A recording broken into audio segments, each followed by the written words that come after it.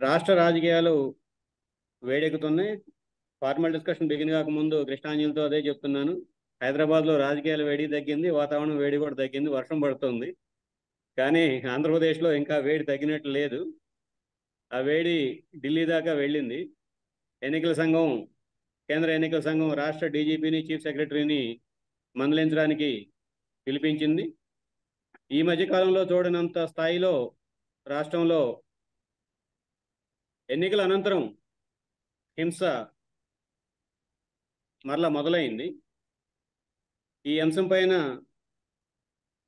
సాధారణంగా ఎన్నికల సమయంలో ప్రభుత్వాలు తీసుకోవాల్సిన జాగ్రత్తలు అవి తీసుకున్నాయా లేదా, ఇప్పుడు ఉన్నటువంటి మన కళ్ళ ముందు కనిపిస్తున్నటువంటి సంఘటనలకు సంబంధించిన హెచ్చరికలు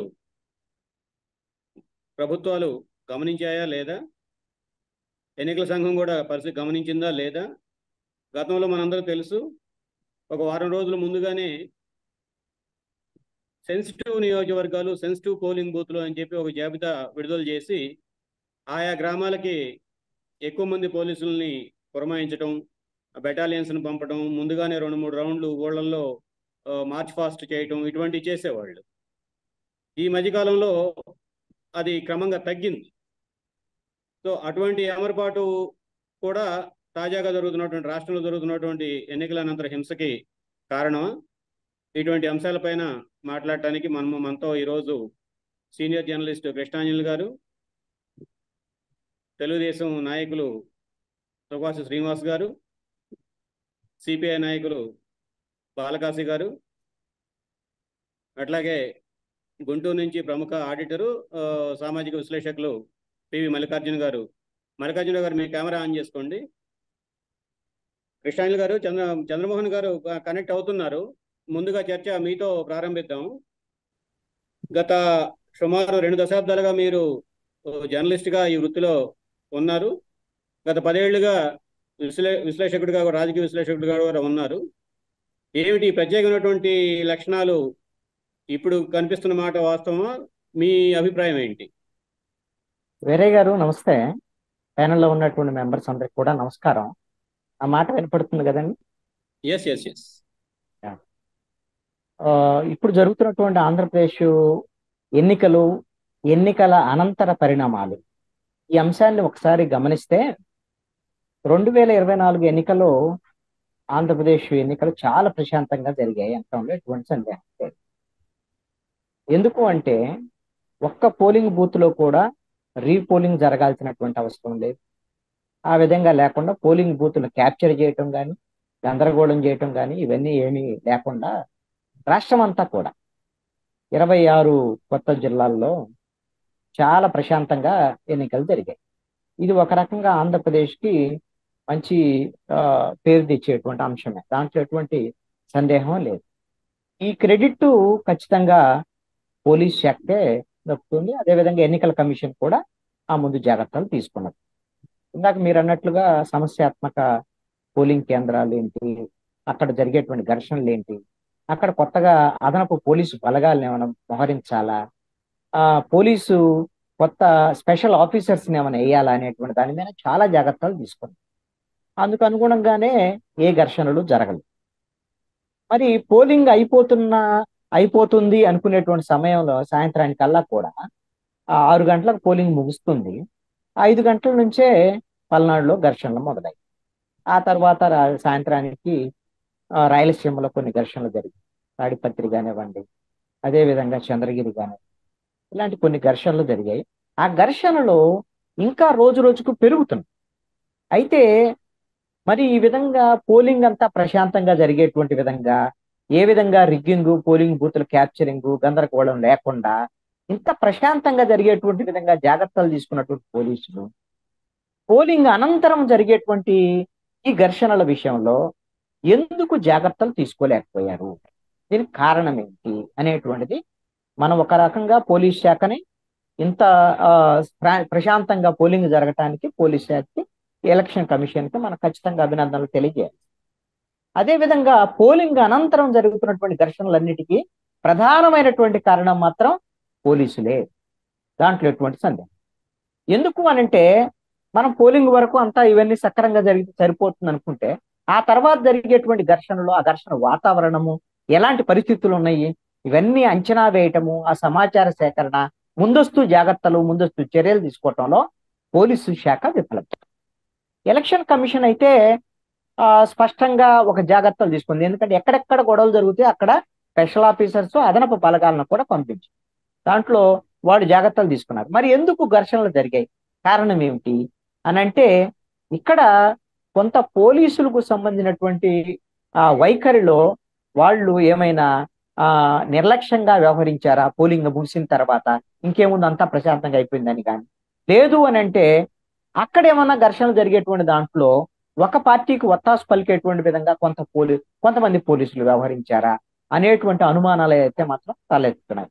ఇది పోలీసు శాఖ వైఫల్యం, పోలింగ్ అనంతరం జరిగినటువంటి ఘర్షణలకు సంబంధించి. దీనికి బాధ్యులు అయితే మాత్రం ఖచ్చితంగా డీజీపీ ఆ విధంగా బాధ్యత వహించాల్సి ఉంది.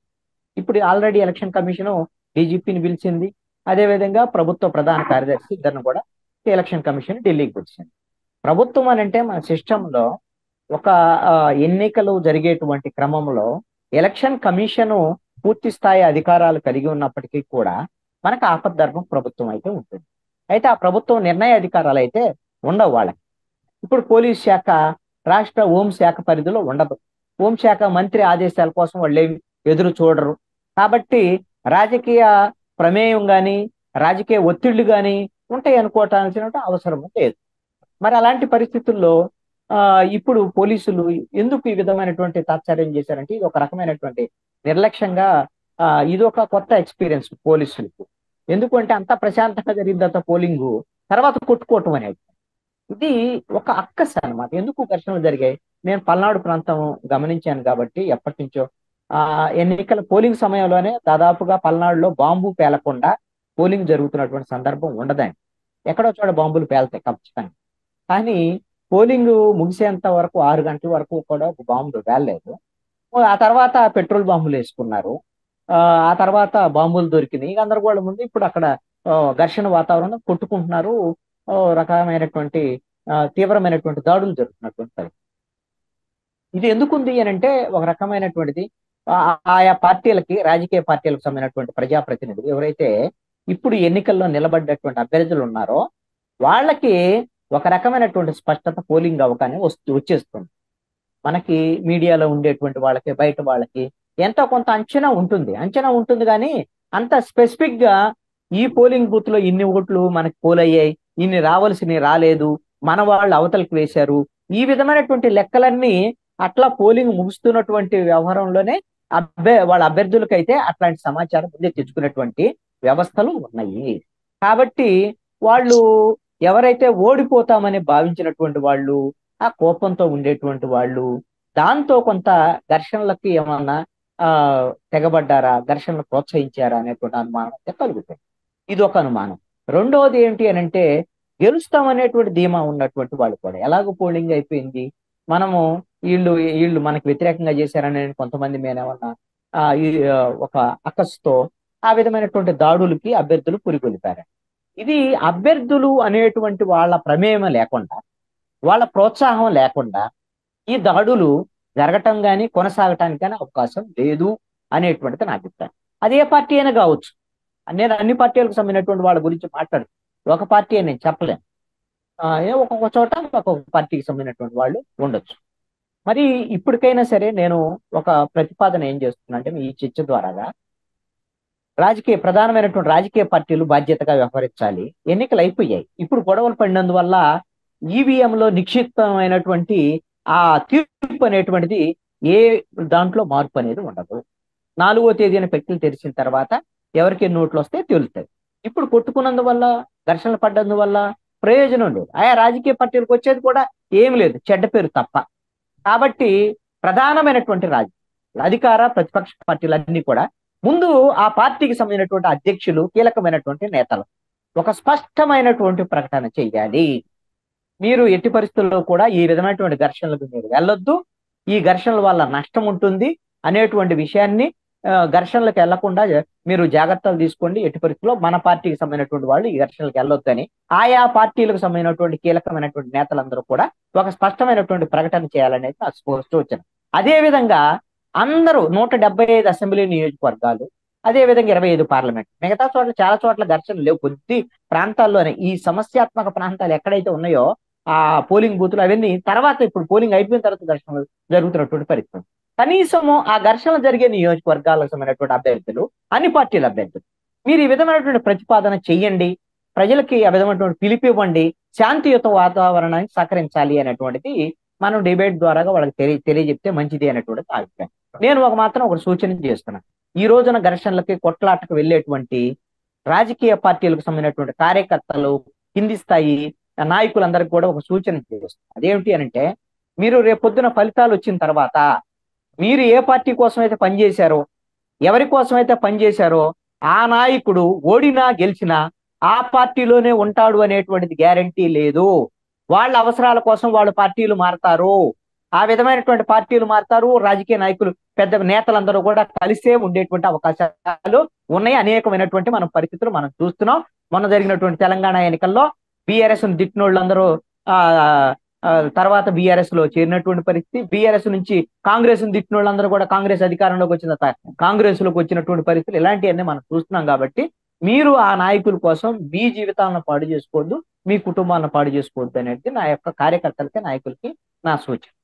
సార్ మల్లికార్జున గారు, ఇప్పుడు ఈ జరుగుతున్నటువంటి ఘర్షణలన్నీ కూడా ఒకవేళ ప్రత్యేకంగా పల్నాడు ప్రాంతంలో, రాయలసీమ ప్రాంతంలో మనం గమనించినట్టయితే ఇవి వైఎస్ఆర్సీపీ అధికారంలోకి రాదు అనేటువంటి ఏమైనా అక్కస్తో జరుగుతున్నట్లుగా మీకు ఏమైనా అనిపిస్తుందా?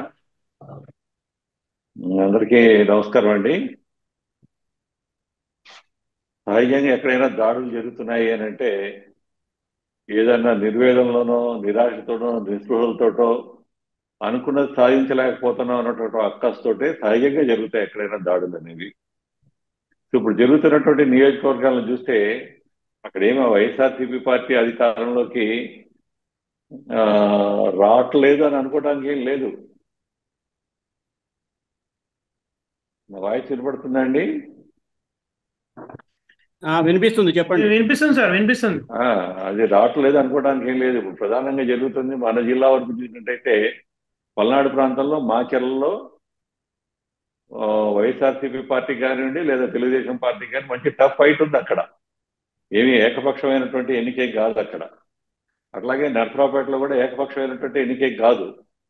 కాకపోతే ఏంటంటే వాళ్ళకి గత దశాబ్ద కాలంగానో లేకపోతే గత 15-20 సంవత్సరాలుగా వారు ఏకపక్షంగా వ్యవహరిస్తున్న తీరుకి గట్టి పోటీ అయితే మాత్రం ఆ ప్రాంతంలో వచ్చింది. దాన్ని తట్టుకోలేక ఈ దాడులు జరుగుతున్నాయని చెప్పి మనం భావించవచ్చు. అలాగే పోలీస్ శాఖలో మరి ఉన్నత స్థాయిలో ఉన్నటువంటి అధికారులకైతే మాత్రం క్లియర్ కట్ గా ఆ ప్రాంతంలో ఘర్షణలు జరగకూడదు అన్నటువంటి దాంతో వాళ్ళు కృషి చేశారు. కాకపోతే ఏంటంటే కింద స్థాయిలో ఉన్నటువంటి వాళ్ళు, సిఐ కానీ ఎస్ఐ కానీ, ఆ కింద స్థాయిలో ఉన్నటువంటి వాళ్ళు ఉన్నతాధికారుల యొక్క మరి ఆదేశాలను సక్రమంగా పాటించకపోవడం వలన జరిగినటువంటి దాడులుగానే వాటిని మనం భావించాల్సి ఉంటుందండి. అది ఏదైనా మరి 89లో అనుకుంటా జరిగినటువంటి ఎన్నికల్లో పల్నాడు ప్రాంతంలోనే దాదాపు 7-8 మంది చనిపోవడం జరిగింది ఎన్నికల సందర్భంగా. ఆ తర్వాత మరి 89 నుంచి ఇప్పుడు దాకంటే దాదాపుగా 30 సంవత్సరాల పాటు ఈ స్థాయిలో మళ్ళా 89 తర్వాత మళ్ళా చూడడంగా ఆ స్థాయిలో దాడులు జరిగినటువంటి ఈ సంఘటన మళ్ళీ ఈసారి జరిగింది. మరి గతంలో కానీ అంతకుముందు కానీ ఎప్పుడు కూడా ఈ స్థాయిలో అక్కడైతే మాత్రం ఘర్షణ జరగలేదు అక్కడ. మరి ఆ ప్రాంతంలో ఎన్నికల కమిషన్ కానీ పోలీసు ఉన్నతాధికారులు కానీ దృష్టి సారించాల్సిన అవసరం ఉంది. అలాగే అన్ని రాజకీయ పార్టీలని, అన్ని ప్రజా సంఘాలను కలిపి ఒక జాయింట్ మీటింగ్ పెట్టి ఆ ప్రాంతంలో శాంతి సామరస్యాలను వల్ల మనం పునరుద్ధరించాల్సినటువంటి అవసరం ఉంది. ఆ కోవలో ఆ దశగా అన్ని రాజకీయ పార్టీలు కూడా కృషి చేస్తే బాగుంటుంది అన్నటువంటిది నా ఆలోచన. మల్లికార్జునరావు గారు, యాక్చువల్గా ఇంతకు ముందు ఎలక్షన్స్ ముందు ఎప్పుడైనా సరే ఉద్రిక్త ప్రాంతాలుగా ఉన్నటువంటి పోలింగ్ బూతులు ఇవి, లేకపోతే కొన్ని గ్రామాలు ఇవి అని ప్రకటించేది ఎలక్షన్ కమిషన్. ఈసారి అలాంటి ఈ ముందస్తు చర్యలు తీసుకోవటం కానీ, పోలీసు బలగాల్ని మోహరించడం కానీ, ఇవన్నీ చేయలేకపోవడం వల్ల ఇవన్నీ జరిగినాయా? ఎందుకంటే మీరు చాలా అనేక సందర్భాల్లో అనేక రాజకీయ విశ్లేషణలు చేసినటువంటి సందర్భాలు ఉన్నాయి, మీకు అనుభవం ఉంది, అనేక సంవత్సరాలుగా మీరు చూస్తున్నారు. మీ రీడింగ్ ఏంటి అసలు? ఇప్పుడు వాస్తవంగా మనకి మాచర్ల కాన్స్టిట్యున్సీ చూస్తే అది 100% వెబ్ కాస్టింగ్ కాన్స్టిట్యున్సీ. అది అన్ని పోలింగ్ బూతులు ఉన్నటువంటి సుమారు 250 పోలింగ్ బూతులు కానీ అన్నిటి కూడా వెబ్ కాస్టింగ్ జరుగుతున్న దాంట్లో కూడా వాళ్ళు ఆ విధంగా అక్రమాలకు పాల్పడటం కానీ, ఘర్షణలు చేయటం కానీ, వాస్తవంగా ఏంటంటే ఒక రకంగా ఆ ఎలక్షన్ రోజు ఐజీ గారు కూడా మాచర్లోనే ఆయన అక్కడే పూర్తి స్థాయిలో ఉన్నారు. అక్కడే ఆ రోజు ఉదయం జరిగినటువంటి సంఘటన మీద కూడా మాకు సిటిజన్స్ ఫర్ డెమోక్రసీ తరఫున ఏర్పాటు చేసినటువంటి ఎలక్షన్ వాచ్ కి మా గుంటూరు జిల్లాకు కూడా ఒక మాజీ కర్ణాటక ఐఏఎస్ అధికారి జీవి కృష్ణారావు గారు అని చెప్పి ఆయన కూడా రావడం జరిగింది. మాచర్లో జరిగినటువంటి సంఘటన రెంటాల, ఐ థింక్ రెంటాల అన్నటువంటి విలేజ్ లో జరిగినటువంటి సంఘటనని వెంటనే ఎన్నికల సంఘం దృష్టికి తీసుకెళ్తాం. అక్కడి నుంచి ఆయన హుటాహుటిన ఐజీని తీసుకొచ్చి మాచర్లో మరి వెళ్ళి అక్కడే క్యాంప్ చేయమని జరగడం జరిగింది. అది నాకు తెలిసి ఏంటంటే ఎన్నికల రోజు ఆ స్థాయిలో అకృత్యాలు చేయడానికి వారికి సమయం దొరక్క పూర్తి పోలీసు నిఘా ఉండటం వలన ఎన్నికలు అయిపోయిన వెంటనే వాళ్ళు ఈ దాడులు మొదలుపెట్టారని చెప్పేసి భావించాల్సి వస్తుంది. ఏదైనా కానీ సరే తక్షణమే ఆ ప్రాంతంలో మళ్ళా శాంతి సామరస్యత చేకూరే విధంగా తక్షణ చర్యలు తీసుకోవాలి. ఆ సందర్భంగా మన పౌర సంఘాలు కూడా కృషి చేయాల్సినటువంటి అవసరం ఉంది అక్కడ. అది శ్రీనివాసరావు గారు, సుఖవాస్ శ్రీనివాసరావు గారు టీడీపీ రాష్ట్ర నాయకులు, వారు రాజకీయాల్లో అనేక సంవత్సరాలుగా ఉన్నారు. మీరు మీకున్నటువంటి అనుభవం రీత్యా కానీ, లేకపోతే మొత్తంగా టోటల్ ఆంధ్రప్రదేశ్ వ్యాప్తంగా పల్నాడు కానీ, నరసరావుపేట కానీ, లేకపోతే గురజాల, మాచర్ల, తిరుపతి, చంద్రగిరి, ఈ జమ్మలమడుగు, తాడిపత్రి, ప్రత్యేకంగా రాయలసీమ లేదా రాయలసీమ ప్రభావితంగా ఉన్నటువంటి గతంలో ఉన్నటువంటి పల్నాడు, కొంత ఈ ప్రాంతాలు ప్రధానంగా ఎఫెక్ట్ అయ్యి ఎక్కువ గొడవలు జరిగి ఇవన్నీ కూడా ఒక పథకం ప్రకారం ఏమైనా జరిగినాయా, లేకపోతే టీడీపీకి కానీ లేకపోతే వైఎస్ఆర్సీపీ మొదటి నుంచి ఈ అంతరంగం అనేది ఈ ఈ గ్యాప్ అనేది అప్పుడు కాంగ్రెస్ ఉన్నప్పుడు కానీ లేకపోతే వైఎస్ఆర్సీపీగా మారిన తర్వాత, అంటే మెజారిటీ వైఎస్ఆర్సీపీ అయిన తర్వాత కూడా ఈ ఉద్రిక్తతలు అనేది ప్రతి గ్రామాల్లో అవి ఎప్పుడు కొనసాగేనా? సార్ నమస్తే అండి. ఇందాక సోదరులంతా చెప్పినట్టుగా ఎప్పుడు గతంలో కూడా ఎలక్షన్స్ జరిగేటప్పుడు పార్టీ బలాబలాలను బట్టి మనం గెలుస్తాము, మనం ఇక్కడ గెలము అనేటువంటి అంచనాల ప్రకారమే గొడవలు జరుగుతూ ఉంటాయి నియోజకవర్గాల్లో. అక్కడెక్కడైతే మనకి ఎదురు తిరుగుతారు, ఈ గ్రామాల్లో మనకు మెజారిటీ వస్తుంది అనుకున్నటువంటి గ్రామాల మీద ఎప్పుడు దాడులు జరగటం, బాంబుల దాడులు కానివ్వండి, లేకపోతే మారణాయుధాలతో దాడి చేయడం కానివ్వండి, లేకపోతే ముందుగానే ఏజెంట్లను భయపెట్టడం అనేటువంటిది కానివ్వండి, లేకపోతే ఏజెంట్లను కిడ్నాప్ చేయడం అనేటువంటిది కానివ్వండి, ఇటువంటి సంఘటనలన్నీ కూడా గతంలో మనము అనేక సార్లు చూసాం ఎన్నికల్లో. కానీ ఈసారి మరి కృష్ణారావు గారు కానీ చెప్పినట్టు, మల్లికార్జున గారు చెప్పినట్టు, కొంత పోలీసు శాఖ వారు కానీ లేకపోతే ఎన్నికల ప్రధాన అధికారి కానీ ఎలక్షన్ కమిషన్ కానీ ఏదైనా కానీ కొంత ఫోకస్ చేయటం కొన్ని నియోజకవర్గాల మీద, దాని మీద కొంత గొడవలు చేయాలి లేకుండా ఎలక్షన్స్ జరపాలనేటువంటి ప్రయత్నం అయితే జరిగింది.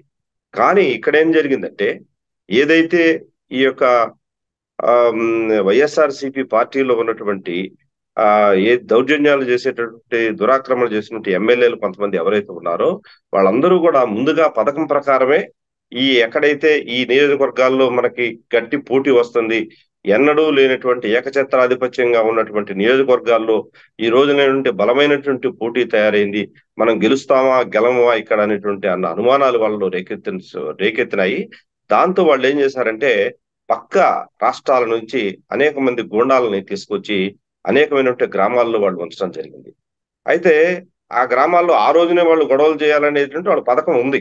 కానీ పోలీసు యంత్రాంగం పటిష్టంగా ఉండటం కానివ్వండి, ఈ పోలీసు ఎప్పుడైతే పోలింగు తతంగం అంతా కంప్లీట్ అయిన తర్వాత సాయంకాలానికి ఇవన్నీ ఈ యొక్క ఈవీఎంలు తీసుకెళ్ళటం, అక్కడ ఒక కేంద్రంలో ఏర్పాటు చేయడానికి బలగాలన్నీ అడ్డుపోవటం, కొంత పీస్ఫుల్ గానే ఎలక్షన్ జరిగింది, ఏం పర్వాలేదబ్బా అనుకొని కొద్దిగా రిలాక్స్ అవ్వటం, అవన్నీ వాళ్ళు అదునుగా చూసుకున్న తర్వాత వాళ్ళు ఐడెంటిఫై చేశారు ఏ గ్రామాల్లో అయితే తెలుగుదేశం వాళ్ళు బాగా బయటకు వచ్చి పోలింగ్ చేశారో, ఎక్కడైతే వాళ్ళు ఓటింగ్ శాతం ఇక్కడ తగ్గాలి, ఈ ఊర్లో మనకి ఎక్కడ కూడా ఎదురు రాకూడదు అనుకున్నారో అటువంటి ఊర్లన్నీ కూడా బాగా ఓటింగ్ శాతం పెరిగి ఎక్కడైతే గ్రామాలు విడిచిపెట్టిపోయి వీళ్ళ దెబ్బకి వైసీపీ వాళ్ళ దెబ్బకి గ్రామాల్లో ప్రజలు చాలా మంది గ్రామాలు వదిలిపెట్టిపోయి ఇతర జిల్లాల్లో ఎవరైతే బతుకుతా ఉన్నారో వాళ్ళందరూ ఈ ఎలక్షన్స్ కోసం ఈ గ్రామాలకు తిరిగి రావటం, ఆయా గ్రామాల్లో ఓటింగ్ చేయటం, ఇవన్నీ కూడా వాళ్ళు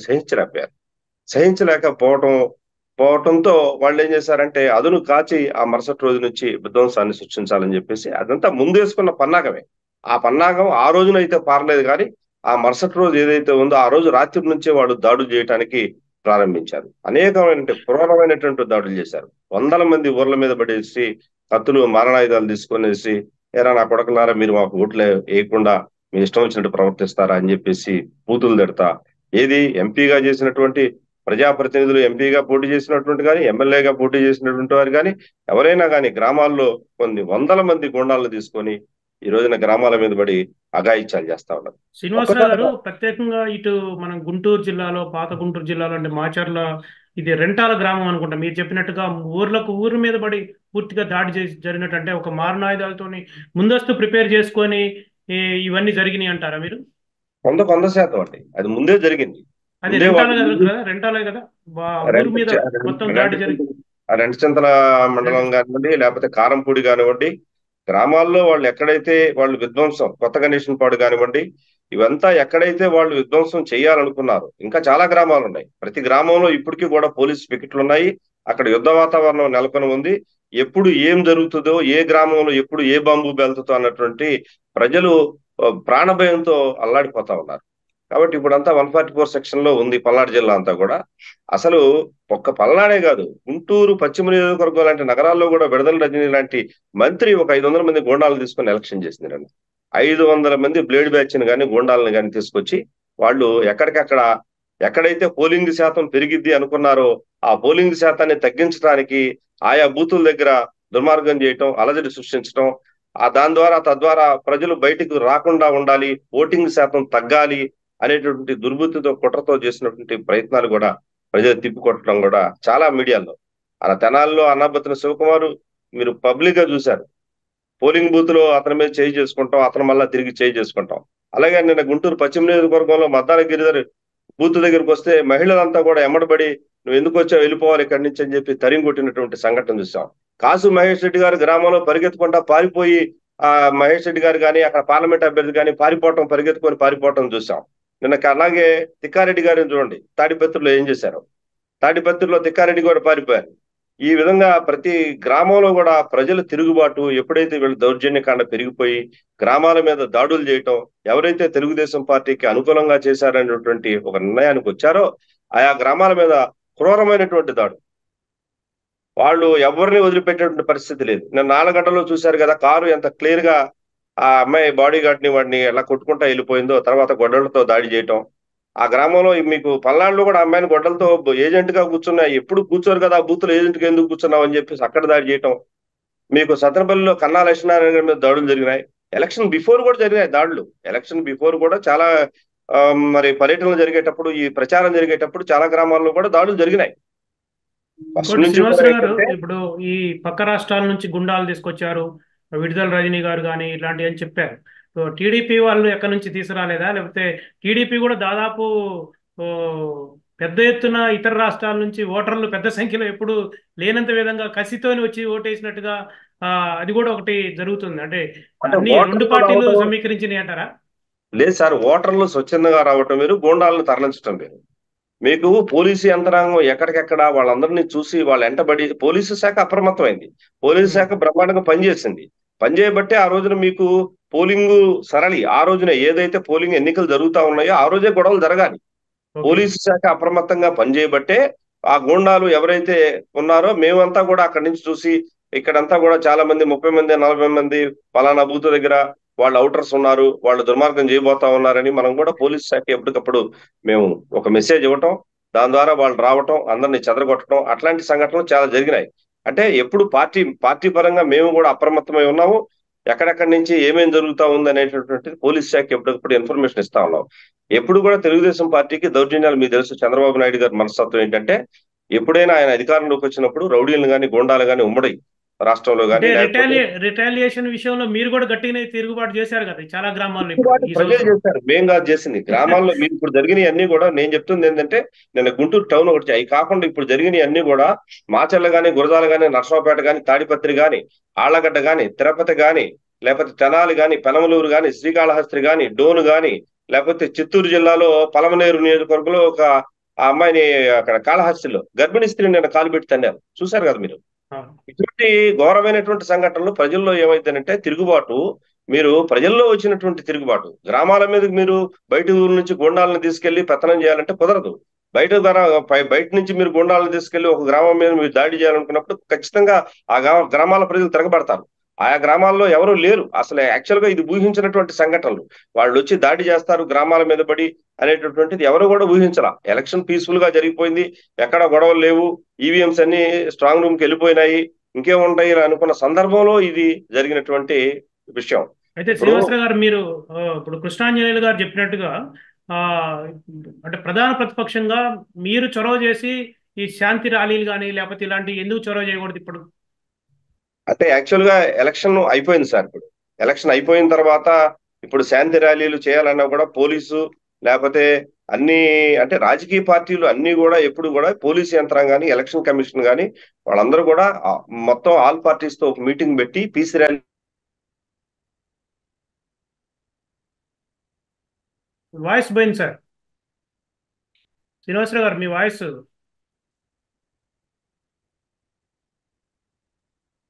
రావట్లేదు సార్. శ్రీనివాస్ గారు మ్యూట్ లో పడ్డది మీ ఫోన్, చూడండి శ్రీనివాస్ గారు. సరే, next question. Next hello, Balakasi గారు, సిపిఐ రాష్ట్ర నేత, అనేక ట్రేడ్ యూనియన్లకు నాయకత్వం వహిస్తున్నటువంటి బాలకాశి గారు మనతో ఉన్నారు. బాలకాశి గారు, ప్రత్యేకంగా మీరు రాయలసీమ ప్రాంతానికి సంబంధించిన వాళ్ళు, రాయలసీమలో కర్నూలు కానీ లేకపోతే అనంతపూర్ కానీ ఎప్పుడూ లేనంతగా ఈసారి మరీ ఈ ప్రత్యేకంగా అసలు కర్నూలులో అయితే కోట్ల విజయభాస్కర్ రెడ్డి గారి కుటుంబం కానీ వాళ్ళకి ప్రత్యేక రక్షణ ఇవ్వాల్సిన పరిస్థితి ఏర్పడింది. అదేవిధంగా జేసీ దివాకర్ రెడ్డి ఇంటికి పహారా గాయాల్సిన పరిస్థితి ఏర్పడింది. ఏంటి అసలు ఈ పరిణామాలన్నింటినీ మీరు అబ్జర్వ్ చేస్తున్నటువంటి వాళ్ళగా మీరేం చెప్తారు? అందరికీ నమస్కారం. చంద్రమోహన్ గారు ఇంతకుముందు పెద్దలు చాలా విషయాలు మాట్లాడారు.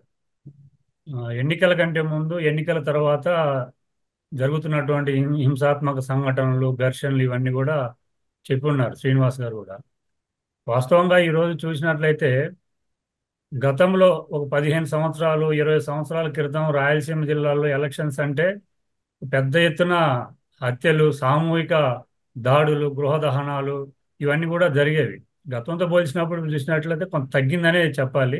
బాంబులు లేకుండా ఎన్నికలు లేవు కదా అసలు రాయలసీమలో ఇప్పుడు. అవును, నేరుగా అసలు సామూహికంగానే దాడులు జరిగేవి, చాలా హత్యలు కూడా జరిగేవి. అయితే గతంతో పోల్చినప్పుడు చూసినట్లయితే చాలా మటుకు తగ్గినట్లే మనం చెప్పొచ్చు. దీనికి ప్రజల్లో వచ్చినటువంటి అవేర్నెస్ కానీ, చైతన్యం కానీ, లేకపోతే పోలీస్ యంత్రాంగం కానీ, కొంత అధికార యంత్రాంగం తీసుకున్న చర్యలు, వీటన్నిటి వల్ల కొంత తగ్గింది. అయితే ఇప్పుడు ప్రత్యేకించి పల్నాడు, రాయలసీమలో ఎన్నికల కంటే ముందు, ప్రత్యేకించి ఎన్నికల తర్వాత ఈ 2-3 రోజులు చూసినట్లయితే గతం మాదిరిగానే కొంత ఘర్షణలు ఇవన్నీ మనం చూస్తా ఉన్నాం. వాస్తవంగా ఎలక్షన్ కమిషన్ కానీ, పోలీస్ యంత్రాంగాన్ని కానీ ప్రతిసారి ఎలక్షన్ జరిగేటప్పుడు ఈ సమస్యాత్మక పోలింగ్ బూతులు ఐడెంటిఫై చేయటం, గ్రామాలను ఐడెంటిఫై చేయటం, ఆ ఐడెంటిఫై చేసినటువంటి పోలింగ్ బూతుల దగ్గర కానీ, గ్రామాల దగ్గర కానీ ప్రత్యేకమైనటువంటి భద్రతా చర్యలు, కట్టుదిట్టమైనటువంటి చర్యలు తీసుకోవడం ఆనవాయితీగా వస్తున్నటువంటి పరిస్థితి ఉంది. అయితే ఇప్పుడు మనం చూసినట్లయితే ఎలక్షన్ కమిషను ఎలక్షన్ కంటే ముందు కొన్ని చర్యలు తీసుకుంది.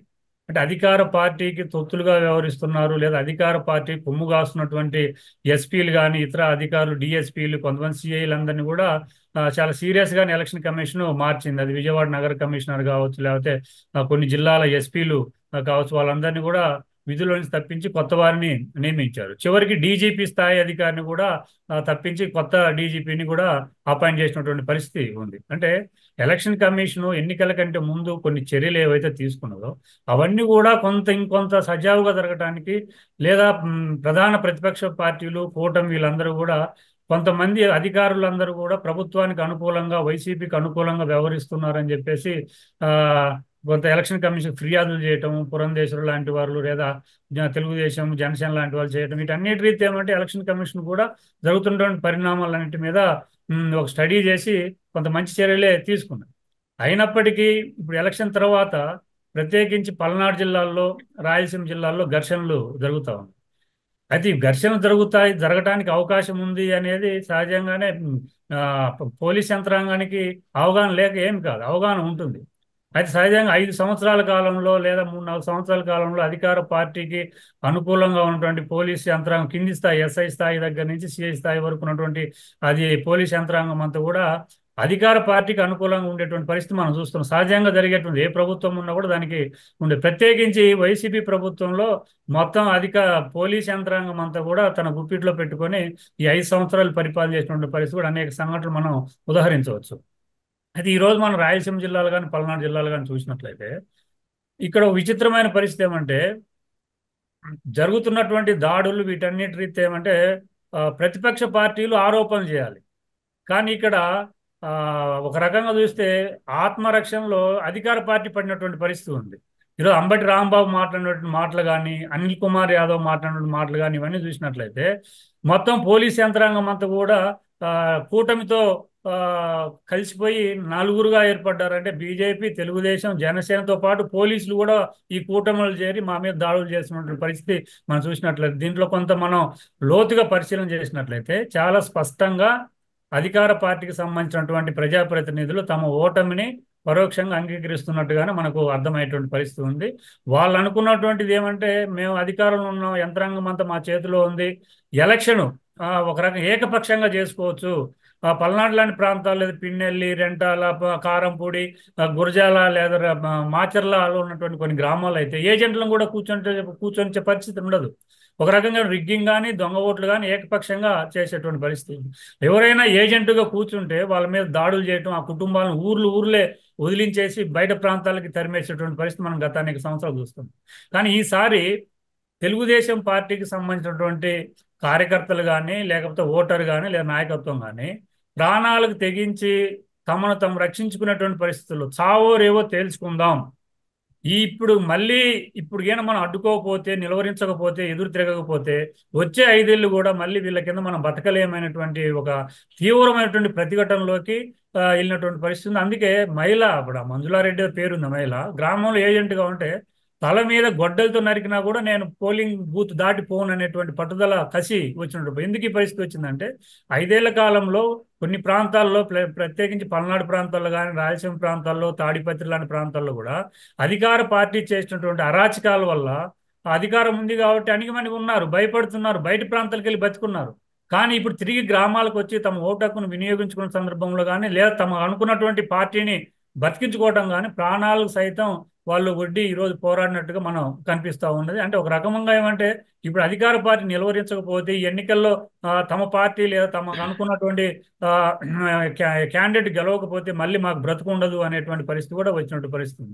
అయితే ఇవన్నీ గ్రామాల్లో అల్లర్లు జరుగుతాయని తెలుసు, దాడులు జరుగుతాయని తెలుసు. కానీ ఇక్కడ పోలీస్ యంత్రాంగం ముందస్తు చర్యలు తీసుకోవడంలో విఫలమైందంటే చాలా స్పష్టంగా కనపడతా ఉంది. ఎందుకంటే ఇప్పుడు అనిల్ కుమార్ యాదవ్ చెప్తా ఉన్నాడు, సరే ఆయన అధికార పార్టీకి సంబంధించి ఎంపీ పోటీ చేసినప్పటికీ మేము ఎస్పీకి ఫోన్ చేశాము, ఎస్పీ ఫోన్ ఎత్తట్లేదు, లేదా డిఎస్పీకి ఫోన్ చేశాము, డిఎస్పీ ఫోన్ ఎత్తట్లేదు, సిఐలు వస్తా ఉన్నారు, సిబ్బందిని పంపిస్తా ఉన్నారు, రాలేదు అని, లేదా అంబటి రాంబాబు మాట్లాడి చూసినట్లయితే ఈరోజు చాలా స్పష్టంగా కనపడతా ఉంది.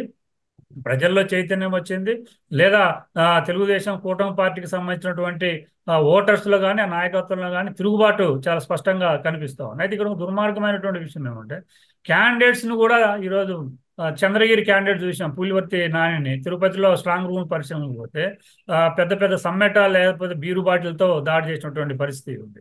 ఇప్పుడు తాడిపత్రిలో పెద్దారెడ్డి పెద్ద ఎత్తున తీస్తే మళ్ళీ వెంబడి తెలుగుదేశం సంబంధించిన జేసీ ప్రభాకర్ రెడ్డి కానీ వాళ్ళ కార్యకర్తలు కానీ తిరుగుబాటు చేసేసరికి మళ్ళీ అక్కడ ఇరు వర్గాల మధ్య పెద్ద ఎత్తున ఘర్షణ జరిగేటువంటి పరిస్థితి మనం చూస్తా ఉన్నాం. ఇప్పుడు మాచర్ల ప్రాంతంలో స్వయంగా పిన్నెల్లి రామకృష్ణారెడ్డి యొక్క తమ్ముడే వెంకట్రామరెడ్డి అనుకుంటా దాదాపు 200-300 మందిని వేసుకొని కర్రలు బాంబులు కత్తులు పట్టుకొని గ్రామాల మీద పడి స్వైర విహారం చేసి తెలుగుదేశం పార్టీకి సంబంధించినటువంటి కార్యకర్తలు హోటళ్ల మీద కానీ లేకపోతే ఇళ్ల మీద కానీ దాడులు చేసేటువంటి పరిస్థితి ఉంది. ఇవన్నీ కూడా అక్కడ పోలీస్ యంత్రం నిలువరించవచ్చు. వాళ్ళకి ముందు తెలుసు ఏ గ్రామాల్లో పరిస్థితి ఎలా ఉంది, తెలియకని కాదు. వాళ్ళు మొదటి నుంచి గతంలో ఉన్నటువంటి రిపోర్ట్స్ ఉంటాయి, లేదా 5 ఏళ్ల కాలంలో వాళ్ళకి సంబంధించిన ఒక అవగాహన ఉంటుంది. అయితే ఇక్కడ కొంత అధికార పార్టీకి అనుకూలంగా కూడా కింది స్థాయి యంత్రాంగం లేదా 5 ఏళ్ల కాలంలో వాళ్ళకు అంటగాగినటువంటి యంత్రాంగం ఉండటం వల్ల కూడా ఈరోజు అధికార పార్టీకి సంబంధించినటువంటి వాళ్ళు యథేచ్ఛగా స్వేచ్ఛగా ఇతర పార్టీలకు సంబంధించినటువంటి వాళ్ళ మీద దాడులు చేసేటువంటి పరిస్థితి ఉంది. ఏదేమైనప్పటికీ గతంతో పోల్చినప్పుడు కొంత తగ్గినటువంటిది మాత్రం వాస్తవమే.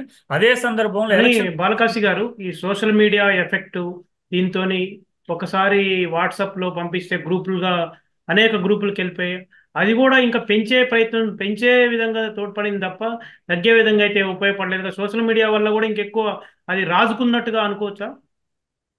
సోషల్ మీడియాని మనం ఇప్పుడేం తప్పట్టాల్సిన అవసరం లేదు. సోషల్ మీడియాని ఎవరు కంట్రోల్ కూడా చేయలేరు. నీ చేతిలో సెల్ ఫోన్ ఉన్న తర్వాత నువ్వు ఒకటి వీడియో తీసి సెండ్ చేస్తే అది ఎక్కడికి కొన్ని వేల మంది లక్షల మందికి పోతూ ఉంటుంది. అయితే సోషల్ మీడియా వల్ల కొంత మంచి ఉంది, చెడు ఉంది. అది సోషల్ మీడియా వల్లనే కాదు, ముందు నుంచి ఆయా గ్రామాల్లో గ్రూపులుగా ఏర్పడి ఉద్దేశపూర్వకంగానే ఇటువంటి దాడులు జరిగేటువంటి పరిస్థితి మనం చూస్తాం. అయితే సోషల్ మీడియాలో ఇంకొంత స్ప్రెడ్ కావడానికి అవకాశం ఉంది. ఇప్పుడు ఉదాహరణకి తెనాలిలో వైసీపీ అధికార పార్టీకి సంబంధించినటువంటి ఎమ్మెల్యేని ఒక సాధారణ ఓటరు నువ్వు క్యూలో రావయ్యా, మేమందరం క్యూలో ఉన్నాం, లైన్లో ఉన్నాం, నువ్వు వచ్చేస్తావు అంటే చెల్లుమనిపించిన పరిస్థితి. అదే ఓటర్ విషయం ఏంటంటే అసలు అతనికి ఆయన ఎమ్మెల్యే అని కూడా తెలియదంట. నేషనల్ మీడియా కూడా చెప్పింది ఏంటంటే అతనికి ఆయన ఎమ్మెల్యే అని కూడా తెలియదంట. యాదృచ్ఛికంగా అడిగాడు అంతే.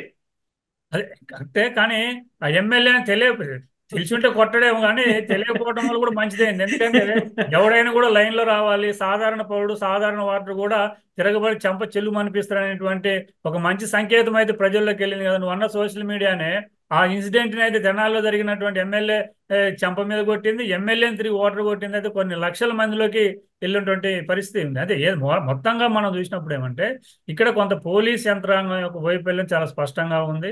అధికార పార్టీకి సంబంధించి అనుకూలంగా వ్యవహరించినటువంటి కొన్ని పరిస్థితులు కూడా మనం చూస్తూ ఉన్నాం. ఇప్పుడు ఆ రెంటాల్లో జరిగినటువంటి దాడిలో ఆ మహిళ చెప్తా ఉంది, మేము ఎస్ఐతో మాట్లాడాము, మీరు వెళ్ళండి అమ్మా, బూత్లోకి వెళ్ళండి, సిఐతో మాట్లాడి మేము మనుషులు పంపిస్తున్నాం, ఎస్కార్ట్ పంపిస్తున్నాం, మీరు వెళ్ళండి అని చెప్పేసి పోలీస్ యంత్రాంగం నుంచి స్పష్టమైనటువంటి హామీ వచ్చిన తర్వాతనే వాళ్ళ ఇంట్లో నుంచి బయటకు వచ్చారు.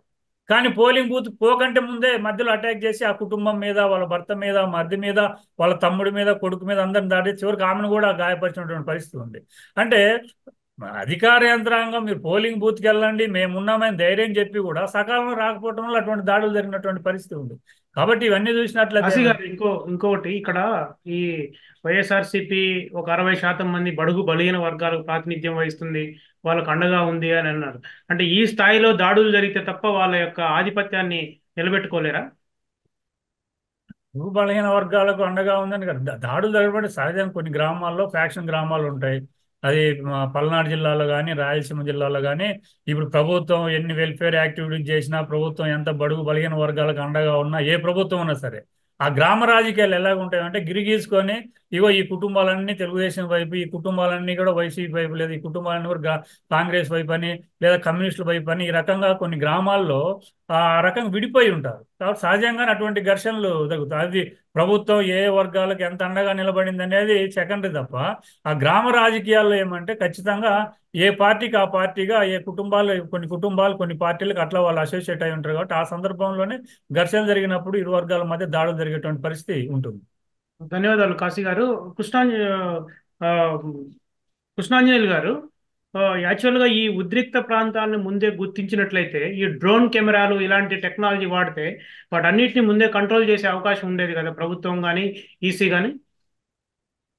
మీరు చెప్పింది కరెక్ట్ అండి. డ్రోన్ కెమెరాల వరకు అవసరం కూడా లేదు.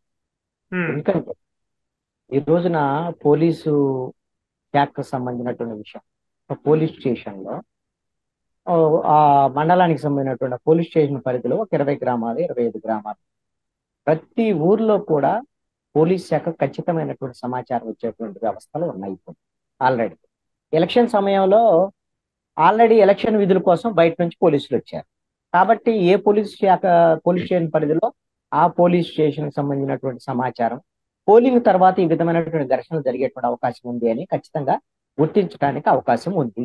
దాంట్లో ఎటువంటి సందేహం లేదు. మీరు ఒక అంశాన్ని గమనిస్తే ఇప్పుడు మన డిబేట్ లో పాల్గొన్నటువంటి వాళ్ళు మెజారిటీ అంటే తెలుగుదేశం పార్టీ వాళ్ళు పాల్గొన్నారు కాబట్టి, ఇంకొకటి సిపిఐ అంటే వాళ్ళేమి ఒకవైపు ఒత్తాసు పలుకుతారని నేను అనుకోను. తెలుగుదేశం వాళ్ళు ఏం ఆరోపణ చేస్తారు, వైసీపీ వాళ్ళు చేయించారు, ఇవన్నీ కూడా ఇవన్నీ ఆరోపణ. అదే వైసీపీ వాళ్ళు కూడా ఎవరన్నా డిబేట్ లో ఉన్నారనుకోండి, తెలుగుదేశం వాళ్ళు చేశారని ఆరోపణ. ఇక్కడ రాష్ట్ర వ్యాప్తంగా జరుగుతున్నటువంటి పల్నాడు, రాయలసీమ వివిధ ప్రాంతాల్లో జరిగేటువంటి చోట్ల రెండు పార్టీలకు సంబంధించినటువంటి వాళ్ళు ఉన్నారు, ఈ ఘర్షణ కారణం వాళ్ళు. దీన్ని గుర్తించి దీన్ని ముందే నివారించాల్సినటువంటి బాధ్యత పోలీస్ శాఖ. పల్నాడులో జరిగినటువంటి పరిణామాలు ఇది మొదటి ఎక్స్పీరియన్స్ కాదు. ఈ విషయం పోలీసు శాఖకు ముందే తెలిసి ఉండాలి. ఎందుకు అనంటే 2019 ఎన్నికల్లో పల్నాడు ప్రాంతంలో పోలింగ్ తర్వాత ఫలితాలు కూడా ప్రకటించిన తర్వాత ప్రభుత్వం అధికారంలోకి వచ్చిన తర్వాత అక్కడ ఎవరైతే వైఎస్ఆర్ కాంగ్రెస్ పార్టీకి వ్యతిరేకంగా ఓట్లేసినటువంటి వాళ్ళు, తెలుగుదేశానికి ఓట్లేసినటువంటి వాళ్ళు ఉన్నారో వాళ్ళందరిని కూడా గుర్తించి వాళ్ళ మీద దాడులకు ప్రయత్నించేటువంటి సందర్భంలో వాళ్ళందరూ పోలీసుల్ని ఆశ్రయించారు. అన్ని గ్రామాలు, 1-2 గ్రామాలు కాదు ఇవి, ఒక సుమారుగా 100కు పైగా గ్రామాలకు సంబంధించినటువంటి వాళ్ళందరూ పోలీస్ శాఖను ఆశ్రయిస్తే పోలీసులు ఏం చెప్పారంటే, ఇప్పుడు ఉన్నటువంటి పరిస్థితుల్లో మేమేం చేయలేము, మీకు రక్షణ కల్పించలేము, మీరు ఊరు వదిలిపెట్టి వెళ్ళిపోండి అని చెప్పారు.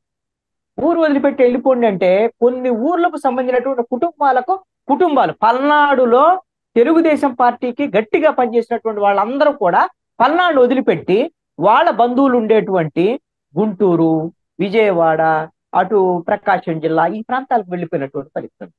మీరు 2019 ఎన్నికల తర్వాత మొట్టమొదటిసారి 6 నెలల తర్వాత తెలుగుదేశం పార్టీ ఒక్క ఉద్యమం చేసింది. మొట్టమొదటి ఉద్యమం అదేంటి అంటే, పల్నాడు ప్రాంతంలో తెలుగుదేశానికి ఓట్లు వేసినటువంటి వాళ్ళందరినీ ఈ విధంగా పల్నాడు నుంచి తరిమేశారు, వీళ్ళని వాళ్ళ ఇంటికి పంపించేటువంటి విధంగా చర్యలు తీసుకోండి డీజీపీ గారు అని పోలీస్ శాఖ రిక్వెస్ట్ చేస్తూ గుంటూరులో క్యాంప్స్ ఏర్పాటు చేశారు. బహుశా భారతదేశ చరిత్రలో ఇది మొదటిసారి అనుకుంటా. ఒక ప్రాంతానికి, తన ఊరికి, తన ఆ గ్రామానికి పంపించండి అని క్యాంపును ఏర్పాటు చేయటం. గుంటూరులో ఇది 15-20 రోజుల పాటు నడిచింది. అప్పుడు డీజీపీ గౌతమ్ సవాంగ్ స్పందించి మీరు వెళ్ళండి, మీకు కావాల్సినటువంటి భద్రత మేము ఇస్తాము అనేటువంటి విషయంలో చేశారు. నేను ఎందుకు ఇది గుర్తు చేస్తున్నాను అంటే, అప్పుడు వైసీపీ వాళ్ళు అలా చేశారు ఇలా చేశారు అనే పాయింట్ కాదు ఇక్కడ. అంటే అలాంటి సెన్సిటివ్ వాతావరణము పల్నాడు ప్రాంతంలో ఉన్నటువంటి పరిస్థితుల్లో మరి ఇప్పుడు ఈ ఎన్నికల్లో ఘర్షణలు లేకుండా, ఇందాక శ్రీనివాస్ గారు కూడా చెప్పారు, ఒక ఎస్పీ లేదా మన మల్లికార్జున గారు చెప్పారు, ఒక ఐజీ ప్రత్యేకంగా ఒక ప్రాంతం మీద మాచర్ల మీద దృష్టి సారించడం, ఒక ఎస్పీ ప్రత్యేకంగా ఎక్కడైతే ఘర్షణలు జరుగుతాయో ఆ ప్రాంతం మీద ప్రత్యేకంగా దృష్టి సారించి ఘర్షణ లేకుండా చేయటం, ఇవన్నీ మంచి పరిణామాలు, అప్రిషియేట్ చేయొచ్చు పోలీస్ శాఖ. మరి అదే పోలీస్ శాఖ ఎందుకు పోలింగ్ అనంతర ఈ హింసాత్మక ఘటనలు జరగకుండా ఎందుకు నిలువరించారు? దీనికి కారణం ఈ విషయంలో నాకెందుకో పోలీస్ శాఖ మీద వైఫల్యం కన్నా కూడా పోలీస్ శాఖ ఉద్దేశపూర్వకంగా ఏమైనా కొంతమంది, నేను అందరూ అనను, ఈ ఘర్షణలకు అలాంటి అవకాశం కల్పించిందా అనేటువంటి అనుమానాలు అయితే కలుగుతాయి. ఈ రోజున డీజీపీ వెళ్ళాడు, సిఎస్ కూడా ఢిల్లీకి వెళ్ళారు కాబట్టి వాళ్ళ మీద అయితే చర్యలు తీసుకోలేదు ఎలక్షన్ కమిషన్. డీజీపీని నేను తీసేసి ఇంకోటి పెడతాను, ఆల్రెడీ ఈయన మార్చారు మొన్న ఎలక్షన్ కి, ఉన్న డీజీపీని మార్చే ఈయన తీసుకొచ్చారు. ఏ విధంగా నిజంగా కొత్త డీజీపీ రావడం వల్ల మరి పక్షపాతం లేకుండా లేకపోతే బాగానే జరిగిందని అనుకోవచ్చు కదా, లేకపోతే ఒక ఇన్సిడెంట్ లేదు ఏపీ. నాకు తెలిసి మనము 4th phase లో ఎలక్షన్ జరిగినటువంటి పరిస్థితుల్లో ఒక స్టేట్ లో ఒక్క ఇన్సిడెంట్ కానీ హింసాత్మక ఘటన కానీ పోలింగ్ వరకు ఎక్కడ రీపోలింగ్ జరిగేటువంటి పరిస్థితులు కానీ లేవు. 1-2 చిన్న ఉన్నా కానీ అవి రీపోలింగ్ జరిగేంత స్థాయిలో లేనటువంటి పరిస్థితులు. ఇది ఈ విధంగా పోలీస్ శాఖ డీజీపీ వాళ్ళని మనం అప్రిషియేట్ చేయొచ్చు. మరి తర్వాత మరి ఎందుకు ఇలా జరిగింది ఏంటి అనేది దాని మీద ఎలక్షన్ కమిషన్ బహుశా ఆయా ప్రాంతాల్లో ఘర్షణ జరిగినటువంటి ప్రాంతాల్లో బాధ్యులుగా ఉన్నటువంటి కింది స్థాయి పోలీసుల మీద బహుశా చర్యలు తీసుకునేటువంటి దానికి అవకాశాలు ఉండొచ్చు. ఇప్పుడు వాళ్ళ మీద ఏం చర్యలు తీసుకుంటారు ఏంటి అనేటువంటి దానికన్నా కూడా అసలు ఇప్పటికైనా సరే ఆ ప్రాంతాల్లో శాంతియుత వాతావరణం నెలకొనేటువంటి, మరి ఇంకా భవిష్యత్తులో ఈ వారంలో ఈ రిజల్ట్ వచ్చేంత వరకు ఘర్షణలు జరగకుండా 144 సెక్షన్ పెట్టడం అనేటువంటిది పరిష్కార మార్గం కాదండి.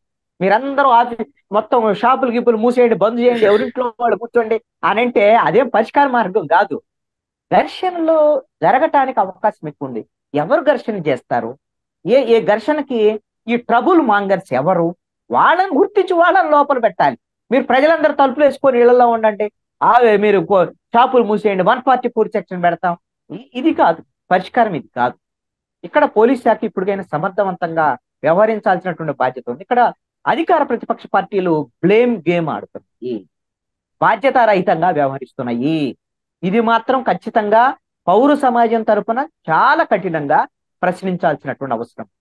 ఎందుకు అనంటే ఈ ఘర్షణలు వద్దు, మీరు ఘర్షణల వైపు వెళ్ళొద్దు అని వాళ్ళ పార్టీకి సంబంధించినటువంటి వాళ్ళకి ఒక విజ్ఞప్తి చెయ్యండి అని అంటే, అది లేకుండా వాళ్ళు చేస్తున్నారు ఘర్షణ, మా వాళ్ళు ప్రతిఘటన చేస్తున్నారు.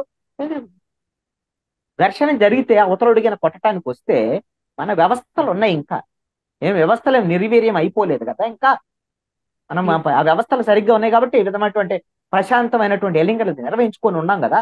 పోలీస్ శాఖ ఉంటుంది, మిగతా వ్యవస్థలు ఉంటాయి, వాటి మీద కృష్ణాంజలి గారు ప్రతిఘటన అనేటువంటి పేరుతో కూడా హింస సరైనటువంటిది కాదు. అన్ని రాజకీయ పార్టీలు బాధ్యతాయుతంగా ఈ రోజున ఒక పిలుపు ఇవ్వాలి, ఈ విధమైనటువంటి ఘర్షణలకు తావులేనటువంటి ఒక వాతావరణం రావటం కోసం. అది వాళ్ళ బాధ్యత.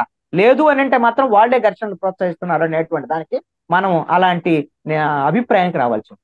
కృష్ణాంజలి గారు, మీరు సీనియర్ జర్నలిస్టు, అనేక సంవత్సరాలుగా అనేకేళ్లుగా దీన్ని అనేక ఎన్నికలను కూడా పరిశీలించారు. అయితే సిటిజన్ ఫర్ డెమోక్రసీ కానీ లేకపోతే పౌర సమాజానికి సంబంధించినటువంటి అనేక సంస్థలు, ఇట్లాంటి అనేక సంఘాలు ఇవన్నీ ఉన్నాయి కదా, వీళ్ళందరినీ ఇన్వాల్వ్ చేసి శాంతియుతంగా ఎన్నికలు జరిగే విధంగా చేయడానికి, ఇప్పుడు ఎందుకంటే మీరు గుంటూరు ఇక్కడ పల్నాడు నుంచి వివిధ ప్రాంతాలకు వెళ్ళిపోయి గుంటూరులో ఒక క్యాంపులు నడిపిన సందర్భాలు కూడా ఉన్నాయని చెప్తున్నారు. వీటన్నిటిని అవాయిడ్ చేయడానికి ఇలాంటి పౌర సమాజాన్ని ఇంకా ఇన్వాల్వ్ చేసి చేయొచ్చు కదా. ఇక్కడ మంచి సూచన మీది. అయితే మీరు ఇందాక ఒక ప్రస్తావన కూడా చేశారు, సోషల్ మీడియా సంబంధించినటువంటి ప్రస్తావన కూడా చేశారు. కాబట్టి నేనేమంటాను అంటే, ఇప్పుడు మల్లికార్జునరావు గారు కానీ లేకపోతే మిగతా వాళ్ళు కానీ ఎవరైతే న్యూట్రల్ పీపుల్ గా ఉండేటువంటి వాళ్ళు, ఏ పార్టీకి సంబంధించినటువంటి మాలాంటి ఎవరైనా సరే, మనం సోషల్ మీడియాను ఉపయోగించుకొని ఈ విధమైనటువంటి ఘర్షణలు సరైనటువంటిది కాదు అనేటువంటి విధంగా ఒక క్యాంపెయిన్ నడిపితే ఆ క్యాంపెయిన్ వల్ల కొంత ప్రజల్లో చైతన్యం వచ్చేదానికి అవకాశం ఉండొచ్చు. ర్యాలీలు ఇలాంటి వాటికి బహుశా అవకాశం ఇస్తారని నేను పల్నాడులో చేయలేము, గుంటూరు లాంటి ప్రాంతంలో చేయొచ్చు. చేసి మనము పల్నాడు ప్రాంతం దానికి సందేశం పంపచ్చు. కానీ అంత పెద్ద ఓన్ చేసుకునేటువంటి పరిస్థితులు ఈ రోజున ఉంటాయని నేను అనుకోను. ఎందుకోసమనంటే పౌర సమాజంలో ఉండేటువంటి వాళ్ళు రెస్పాండ్ అవ్వాలన్నా కూడా అది వేరు అంశాలకు దారి తీసేదానికి అవకాశం ఉండొచ్చు. ప్రతి వాళ్ళ వెనక ఏదో ఒక పొలిటికల్ ఏదైనా ఎజెండాలు ఉన్నాయి అనేటువంటిది ఈ రోజున వాళ్ళ మీద ఉండేటువంటి ఆరోపణలు.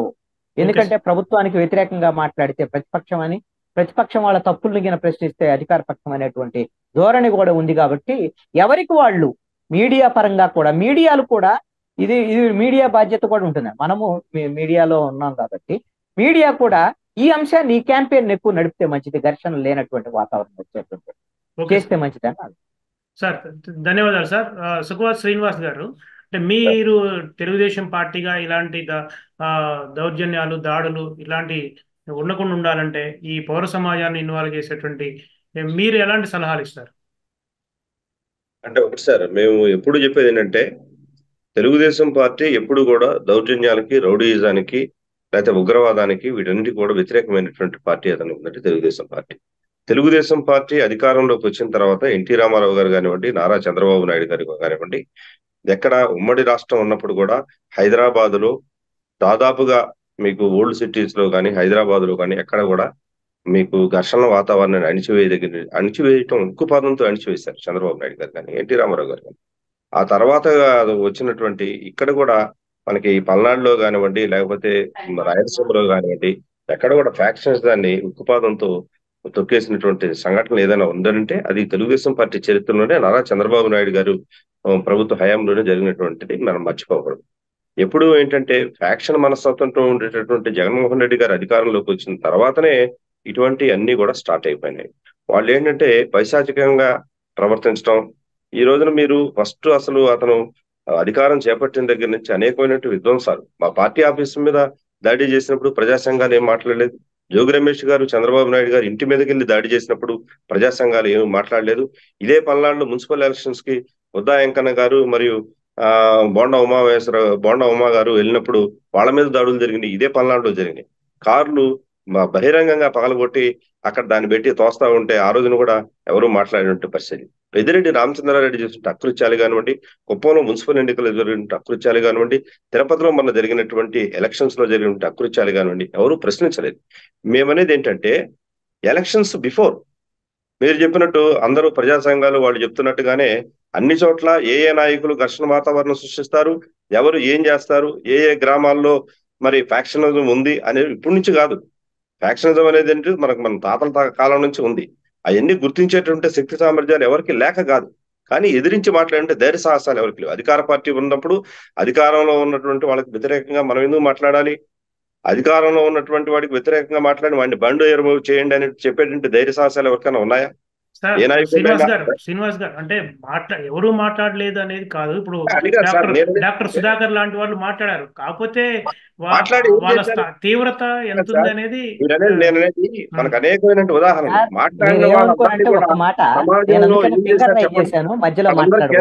ఎక్కడ మారిపోయినా చెప్పండి. ప్రతి వారిని కూడా నేననేది ఏంటంటే జగన్మోహన్ రెడ్డి గారు అధికారంలోకి వచ్చిన తర్వాత అది మీడియా కానివ్వండి, ప్రతిపక్షాలు కావచ్చు, లేకపోతే మీడియా వాళ్ళు కావచ్చు, ప్రింట్ మీడియా కావచ్చు, ఎలక్ట్రానిక్ మీడియా కావచ్చు, సోషల్ మీడియా కావచ్చు, ఎవరైతే ప్రభుత్వాన్ని వ్యతిరేకంగా ప్రభుత్వం ఇలా చేస్తుంది అనేటువంటి ఎవరైతే ప్రశ్నించారో, ఎవరైతే ప్రభుత్వ ప్రజా వ్యతిరేక విధానాలను ఎండగట్టారో వాళ్ళందరినీ కూడా తీసుకొచ్చి జైల్లో పెట్టి నానా రకాల కేసులు పెట్టి హింసించినటువంటి సందర్భాలు ఆంధ్ర రాష్ట్రం అంతా కూడా భయపడి పారిపోయే పరిస్థితులు వచ్చినాయి. అది ఆడలేదు, బాగాలేదు. స్త్రీ పురుషులు విభేదం లేదు, లింగ విభేదం లేకుండా ప్రతి వాళ్ళని పట్టుకొచ్చి హింసించినటువంటి ఇప్పుడు సిఐడిని దేనికి ఉపయోగించారు? సిఐడి అనే ఒక విభాగం కాదు సార్. ఐదేళ్లు ఎన్నికలైపోయే ఈ ఎన్నికల్లో ఆల్రెడీ ప్రజలు తీర్పు ఇవ్వడానికి సిద్ధంగా ఉన్నారు. మీరు చెప్పే విషయాలన్నీ 5 ఏళ్ల నుంచి మీరు చెప్తున్నారు. ఒక పాయింట్ మీరు వినండి, ఒక మాట.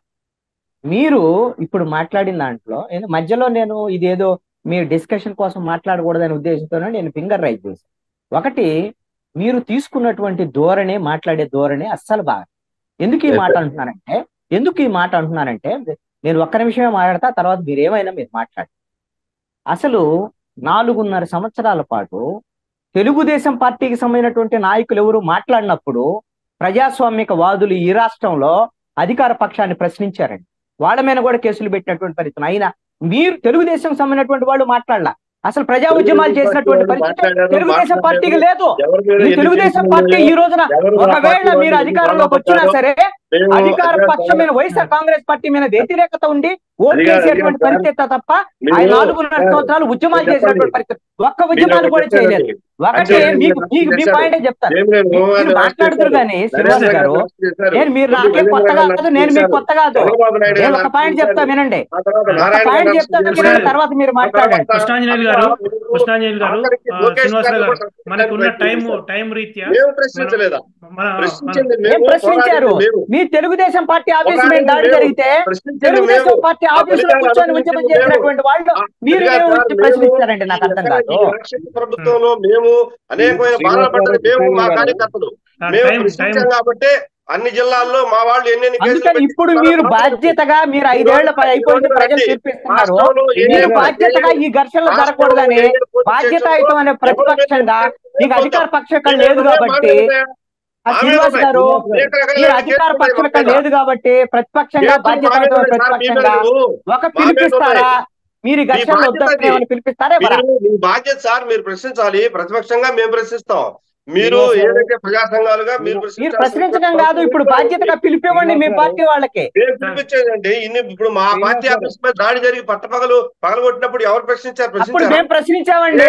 మేము ప్రశ్నించినప్పుడు మీ తరఫున కాదు, నడుచుకుంటా వస్తా ఉంటే రోడ్డు మీద కూర్చున్నప్పుడు ఎవరు ప్రశ్నించారు సార్? అనేకమైన పోరాటాలు ఆ రోజున పవన్ కళ్యాణ్ గారు మేము కానీ రకరకాల ఇబ్బందులు పడ్డాం ఈ రాష్ట్రంలో. అన్నింటిలో ప్రజా సంఘాల వాళ్ళు ఉన్నారు, ప్రజలు ఉన్నారు, పౌర సమాజం ప్రశ్నించింది. మీరు దాక్కున్నారు తెలుగుదేశం వాళ్ళు.